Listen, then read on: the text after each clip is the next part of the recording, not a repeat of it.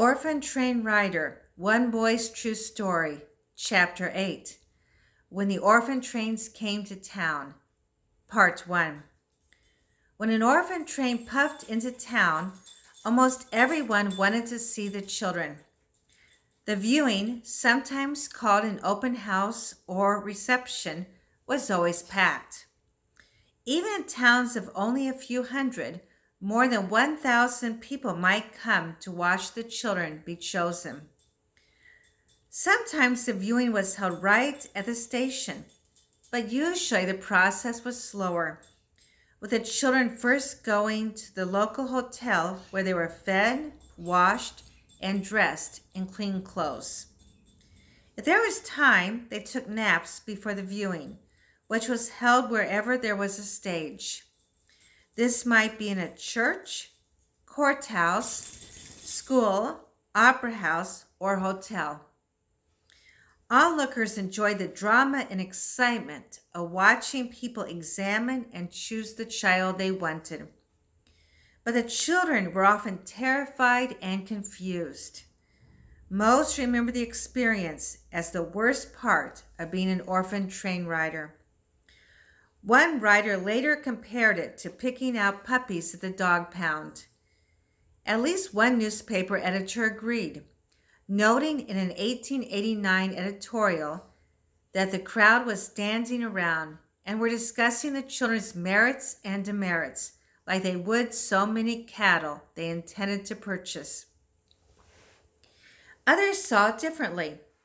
The editor of the Hebron Journal in Nebraska, writing in 1890 about the arrival of a trainload of children, observed that there was not a dull, a pathetic boy in the lot. All were bright and self-reliant, and most of them had good faces. The greatest contest was for possession of a sweet-faced, modest girl of 14. There were as many as a dozen wanted her. How did people select a child? One journalist wrote, "It's a curious fact, but everybody who goes to pick out a child imagines that he or she is an advanced student of human nature, and no two persons have the same ideas on the subject. It is not a question of good looks so much as what they think of a child's disposition that influences the selection. I want that boy because he has his hair combed," said one lady, pointing to a lad who stood to one side and took no part in his companion's conversation. "I'm sure he's a good little boy and don't appear half so rough as the rest." She filled out the necessary papers and took the child away. The most mischievous boy in the crowd, a little brown-eyed, round-faced urchin, was picked out by a young couple from Carthage. "He will be able to do all the chores in a short time," said the young man as he led his charge out of the room. Sometimes there were more interested families than available children. Other times there were more children than homes. If they could remain in town for a few days, children who had not been picked usually stayed with local families, and once in a while the families would decide to keep them.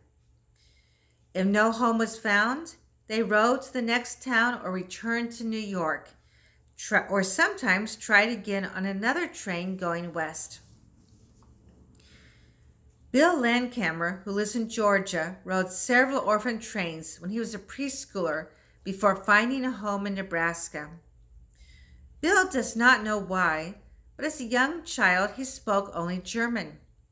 When he was finally chosen by the Landcamers, it may have been because Mr. Landcamer also spoke German. Several local committees carefully chose each family, as Charles Loring Brace wanted them to, but others approved anyone who was interested. Willingness to take a child might be all that was asked of a family. Few committees tried to find out why a family wanted a child, how old the parents were, whether they were married or single, or how many other children they had.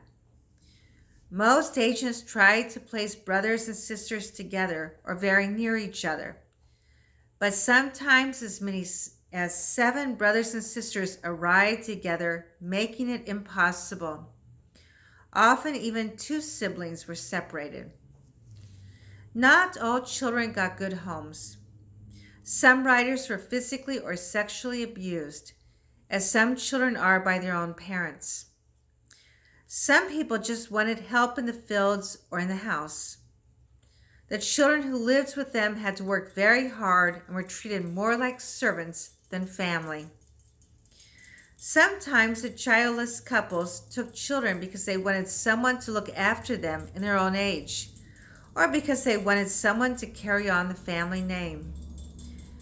Other writers were chosen to take the place of a child who had died.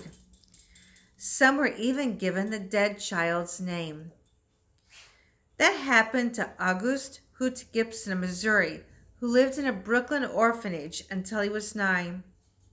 He arrived in Kansas in 1923 and was taken by a family that changed his name to that of a son killed in World War I. Then he was placed with a different family who gave him yet another name. When he joined the army during World War II, he took back the name he was born with. And this concludes Chapter 8, Part 1 of Orphan Train Writer.